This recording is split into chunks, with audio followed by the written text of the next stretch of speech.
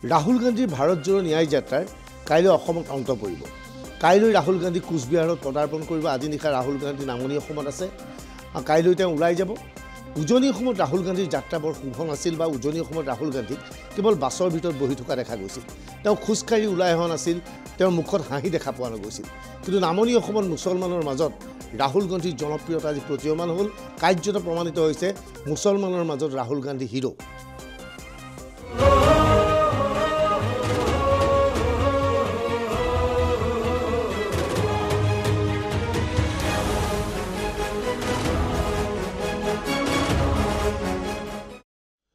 ৰাহুল গান্ধী আজি উৎফুল্লিত, ৰাহুল গান্ধী আজি আনন্দিত আৰু কংগ্ৰেছৰ নেতৃত্ব উৎফুল্লিত আনন্দিত। নামনি অসমত বৰপেটা ধুবুৰী আদিত ৰাহুল গান্ধীৰ ন্যায় যাত্ৰা যেতিয়া গৈছিল, যিটো ধৰণে ৰাহুল গান্ধীয়ে সঁহাৰি পাইছে এই কথা স্পষ্ট হৈ পৰিছে। মাইনৰিটিৰ মাজত কংগ্ৰেছৰ দপদপনি এতিয়াও আছে। এই দপদপনি AIDFে ভাঙিব পাৰিবনে? AIDFৰ লগত থকা ধুবুৰী সমষ্টিটো কংগ্ৰেছে কাঢ়ি আনিব পাৰিব নেকি? সেইবোৰ প্ৰশ্ন এতিয়া উত্থাপন হৈছে। নিৰ্বাচন সমাগত, নিৰ্বাচনৰ প্ৰাক মুহূৰ্তত ধৰ্মীয় সংখ্যালঘুৰ মাজত নিজৰ শক্তি প্ৰদৰ্শন কৰিবলৈ সক্ষম হ'ল কংগ্ৰেছে।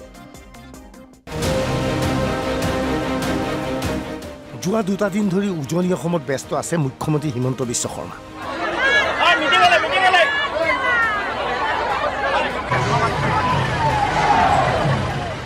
উজনি অসমৰ খিলঞ্জীৰ কাষত এয়া মুখ্যমন্ত্ৰী।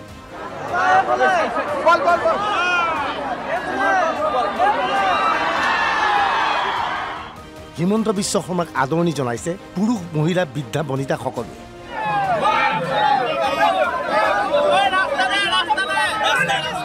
অসমীয়া পুৰুষ মহিলাৰ কাষত এয়া মুখ্যমন্ত্ৰী হিমন্ত বিশ্ব শৰ্মা।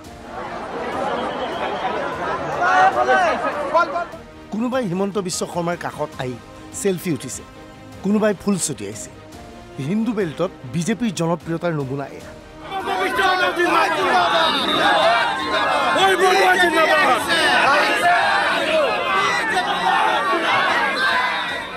নিৰ্বাচন আহি আছে। হিন্দু বেল্টত বিজেপিয়ে ব্যাপক হাৰত তৎপৰতা দেখুৱাইছে, কিয়নো বিজেপি নিশ্চিত বিহুৰ আগে আগে অনুষ্ঠিত হ'ব আগন্তুক লোকসভাৰ নিৰ্বাচন। সাধাৰণতে অসমত যিটো পৰিৱেশ, এইটোত আমি বহাগ বিহুৰ আগতে ইলেকশ্যন সমাপ্ত হয়। ময়ো নিৰ্বাচনী আয়োগক অনুৰোধ জনাম যাতে অসমৰ নিৰ্বাচন 14 এপ্ৰিলৰ আগতে সমাপ্ত হয়, কাৰণ তেতিয়া মানুহে বিহুটো ভাল কৰি পালন কৰিব পাৰে। আপোনালোক সাজু আছে মানে? আমাৰতো অসুবিধা একো নাই, আমাৰ অসমতো বিশেষ অসুবিধা নাই। আৰু ভাৰততো মই ভাবোঁ যে এটা বিপুল বিজয় নৰেন্দ্ৰ মোদী ডাঙৰীয়াৰ নেতৃত্বত ভাৰতীয় জনতা পাৰ্টীয়ে লাভ কৰিব। কেৱল বিজেপিয়েই নহয়, বিজেপিৰ মিত্ৰদল অগপও ব্যস্ত আছে হিন্দু বেল্টত। উজনি অসমৰ শিৱসাগৰ বুধবাৰে অনুষ্ঠিত হৈছে অগপৰ বুথ কৰ্মীৰ সভা। যথেষ্ট সংখ্যক খিলঞ্জীয় লোকৰ আগমন ঘটিছে এই সভাত। অসম গণ পৰিষদৰ নেতৃত্বত যোৰহাট লোকসভা সমষ্টিৰ নিজৰ সাংগঠনিক দিশ শক্তিশালী কৰাৰ উদ্দেশ্যৰে এনেধৰণৰ সভাৰ আয়োজন কৰিছে। নিৰ্বাচনৰ বাবে আজি যেনেধৰণে আমি এনেধৰণৰ বুথ সন্মিলন কৰিছোঁ, তেনেধৰণেই আমি প্ৰস্তুতি আৰম্ভ কৰিছোঁ। ইয়াৰ পিছতেই তেজপুৰ লোকসভা সংসদীয় লোকসভা সমষ্টি ভিত্তিত আমি বুথ সন্মিলন কৰিম আৰু পৰ্যায়ক্ৰমে আমি কৰি যাম। মিত্ৰজোঁটৰ লগত মিত্ৰতাৰে আমি আগবাঢ়িম, কাৰণ আমি NDAৰ পাৰ্টনাৰ। আৰু ৰাজ্যখনতো আপোনালোকে জানে যে ভাৰতীয় জনতা পাৰ্টীৰ নেতৃত্বত যি চৰকাৰ চলি আছে, মাননীয় মুখ্যমন্ত্ৰী ডক্টৰ হিমন্ত বিশ্ব শৰ্মা ডাঙৰীয়াৰ নেতৃত্বত সেই চৰকাৰত আমি আছোঁ, মন্ত্ৰী হিচাপেও আছোঁ। বিজেপি অথবা অগপৰ নেতৃত্ব উজনিৰ খিলঞ্জীৰ কাষত ব্যস্ত থকাৰ সময়ত কংগ্ৰেছৰ জ্যেষ্ঠ নেতা ৰাহুল গান্ধী ব্যস্ত আছে ধুবুৰী লোকসভা সমষ্টিত।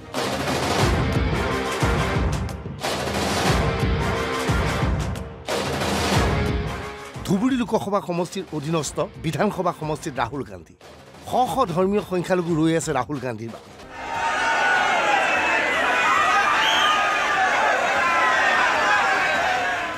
অভয়াপুৰীত ৰাহুল গান্ধীৰ ৰেলীয়ে ৰাহুল গান্ধীক উষ্ম আদৰণি জনাইছে নামনি অসমৰ ধৰ্মীয় মুছলমান।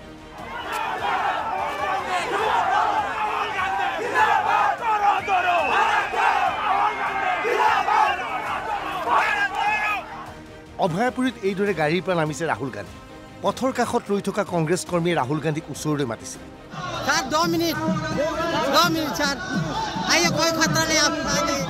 ৰাহুল গান্ধীয়ে না কৰা নাই। গাড়ীৰ পৰা নামি কংগ্ৰেছ কৰ্মীৰ সৈতে কথা পাতিছে কংগ্ৰেছৰ জ্যেষ্ঠ নেতা ৰাহুল গান্ধী।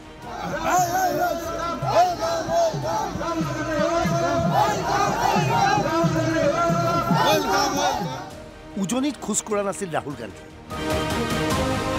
বাছৰ পৰা নমা নাছিল ৰাহুল গান্ধী, কিন্তু বৰপেটাত মুছলমান ভোটাৰ দেখি উৎফুল্লিত ৰাহুল গান্ধী। হিন্দী ছবিৰ নায়কৰ দৰে গাড়ীৰ ওপৰত বহি ল'লে ৰাহুল গান্ধীয়ে।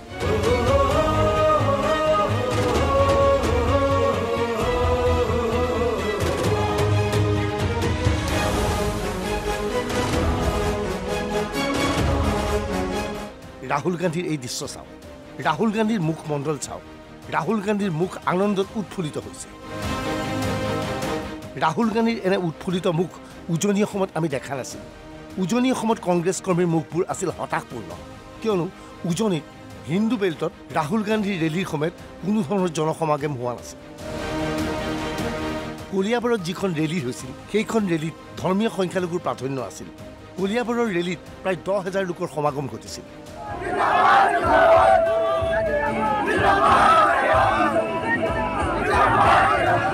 কিন্তু সেই ৰেলীৰ অধিকাংশ লোকেই আছিল ধৰ্মীয় সংখ্যালঘু। অৰ্থাৎ উজনিৰ হিন্দু ভোটাৰৰ মাজত ৰাহুল গান্ধীৰ ভাৰত জোড়ো ন্যায় যাত্ৰাই কোনো ধৰণৰ প্ৰভাৱ বিস্তাৰ কৰিবলৈ সক্ষম হোৱা নাছিল। কিন্তু নামনি অসমৰ পৰিস্থিতি সুকীয়া।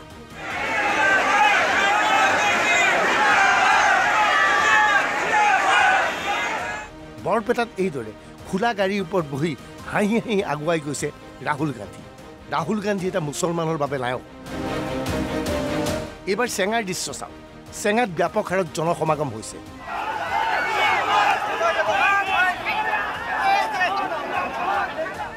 ৰাহুল গান্ধীক আদৰিবলৈ শ শ ধৰ্মীয় সংখ্যালঘু লোক ৰৈ আছে।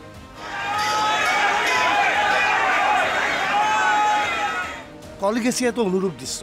কি ধৰণে মুছলমানে ৰাহুল গান্ধীক আদৰণি জনাইছে নামনি অসমৰ এই দৃশ্যই প্ৰমাণিত কৰিছে।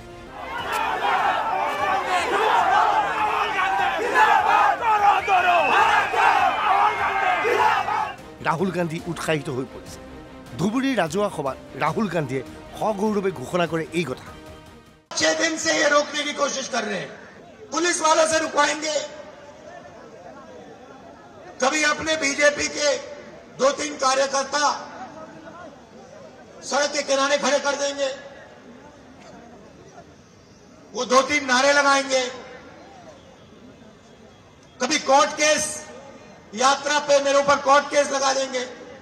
उनको ये बात समझ नहीं आई कि राहुल गांधी ना असम के चीफ मिनिस्टर से डरता है, ना नरेंद्र मोदी से, ना अमित शाह से।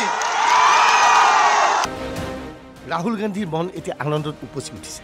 কংগ্ৰেছ কৰ্মী উৎসাহিত হৈ পৰিছে। ধৰ্মীয় সংখ্যালঘু কংগ্ৰেছৰ কাষত আছে। ধুবুৰী লোকসভা সমষ্টি এয়াই দিয়াৰ পৰা হয়তো কংগ্ৰেছে কাঢ়ি আনিব পাৰিব বুলি এতিয়া ভাবিছে কংগ্ৰেছ কৰ্মীসকলে। ৰাহুলৰ উপস্থিতিত স্বাভাৱিকতে উৎফুল্লিত কংগ্ৰেছ। কিন্তু ইয়াৰ লগে লগে প্ৰশ্ন হৈছে, ৰাহুল গান্ধীক গ্ৰেপ্তাৰ কৰা হ'ব নেকি? ৰাহুল গান্ধীৰ বিৰুদ্ধে গোচৰ কি পৰ্যায়ত আছে? আমি লোকসভা ইলেকশ্যনৰ পিছত কৰিম। এতিয়া কৰিলে মানুহে আৰু পলিটিকেল এটা পলিটিচাইজ হ'ব। লোকসভা কেছটো হ'ল, এতিয়া SITয়ে ইনভেষ্টিগেশ্যন কৰিব আৰু যিবিলাক প্ৰমাণ আমাৰ সন্মুখত আছে। কালিতো গুৱাহাটীত বহুত ডাঙৰ ঘটনা হ'লহেঁতেন, যি ধৰণে তেওঁ বেৰিকেড ভাঙাৰ বাবে উৎসাহ যোগাইছিলে। গতিকে আমি সময়ত লোকসভা ইলেকশ্যনৰ আগতে আমি বৰ বেছি নকৰোঁ, কাৰণ অসমত আমি এনেই জিকি আছোঁ আৰু ইয়াত বৰ বেছি পলিটিকেল হুলস্থুল কৰি লাভ নাই। শান্তিপূৰ্ণভাৱে ৰাজ্যখন থাকিলেই ভাল। আমাৰ ADG CIDক আমি নিৰ্দেশ দিছোঁ, CIDক ট্ৰান্সফাৰ কৰা হৈছে। তেখেতে এটা SIT গঠন কৰিব আৰু SIT গঠন কৰি তাৰপিছত এইটো তদন্ত কৰিব। ৰাহুল গান্ধীক প্ৰশ্ন কৰিলে হিমন্ত বিশ্বই। এটা দুটা নহয়, একাধিক প্ৰশ্ন মুখ্যমন্ত্ৰী। মই 2-3টা প্ৰশ্ন কংগ্ৰেছ দলক কৰিব খোজোঁ। সিদিনাখন বটদ্ৰৱাত সোমাবৰ কাৰণে তেওঁলোকে ইমান হুলস্থুল কৰিলে, কিন্তু ৰাহুল গান্ধী ডাঙৰীয়া গুৱাহাটীৰ পৰা ভূপেন হাজৰিকাৰ সমাধিৰ সন্মুখেদি পাৰ হৈ গ'ল। তেওঁতো ভূপেন হাজৰিকাৰ সমাধিত 1 মিনিটো নৰখিলে। সেই ৰাহুল গান্ধীয়ে হাজোৰ পুৱামক্কা আৰু হয়গ্ৰীৱ মাধৱ মন্দিৰ দি পাৰ হৈ গ'ল।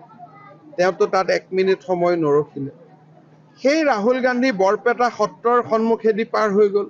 বৰপেটা সত্ৰতো 1 মিনিট সময় নৰখিলে। কামাখ্যা মন্দিৰতো নৰখিলে। তাৰমানে গোটেই ঘটনাটো মেডিয়াৰ দৃষ্টি আকৰ্ষণ আৰু অসমখনক অশান্ত কৰাৰ বাদে কি আছে? যদি মহাপুৰুষ শ্ৰীমন্ত শংকৰদেৱক সঁচাকৈয়ে তেখেতে শ্ৰদ্ধা কৰে, বৰপেটা সত্ৰ শ্ৰীমন্ত শংকৰদেৱে পাতিছিলে, পাটবাউসীত শংকৰদেৱ আছিলে, যাওঁতেতো সেই সত্ৰ দুখনত সোমাই যাব পাৰিলেহেঁতেন। যদি তেওঁ অসমক ইমানে ভাল পায়, ভূপেন হাজৰিকাৰ সমাধিত খন্তেক ৰৈ শ্ৰদ্ধা সুমন আগবঢ়াই থৈ যাব পাৰিলেহেঁতেন। যদি সঁচাকৈয়ে তেওঁ হিন্দু ধৰ্মক ইমান বিশ্বাস কৰে, মা কামাখ্যা মন্দিৰতো কালি 1 মিনিট সময় সোমাই যাব পাৰিলেহেঁতেন। গতিকে ধৰ্মক লৈ বা কোনো গোটেই উদ্দেশ্যটো আছিল অসমত অশান্তি সৃষ্টি কৰা।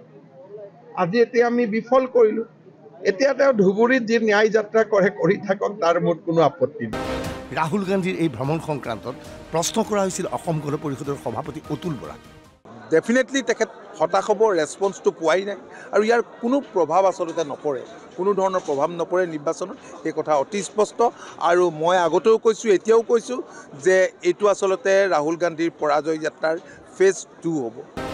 নামনি অসমত ৰাহুল গান্ধী সফল হ'ল, নামনি অসমত কংগ্ৰেছ সফল হ'ল।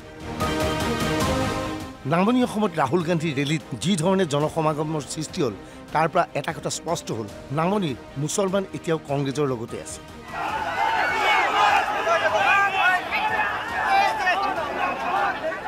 কিন্তু নিৰ্বাচনত এই মুছলমানৰ ভোট কংগ্ৰেছে বেছিকৈ পায় নে AIDFে বেছিকৈ পায়, সেই কথা কিন্তু এতিয়াও স্পষ্ট হোৱা নাই। কিন্তু বাস্তৱ সত্যটো হ'ল মুছলমান নাই বিজেপিৰ সৈতে।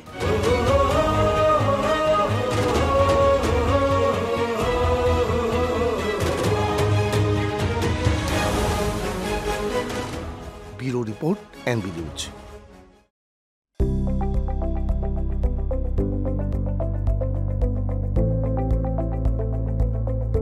NB নিউজ, সহজ সৰল ভাষাত নৱভাৰতৰ কথা।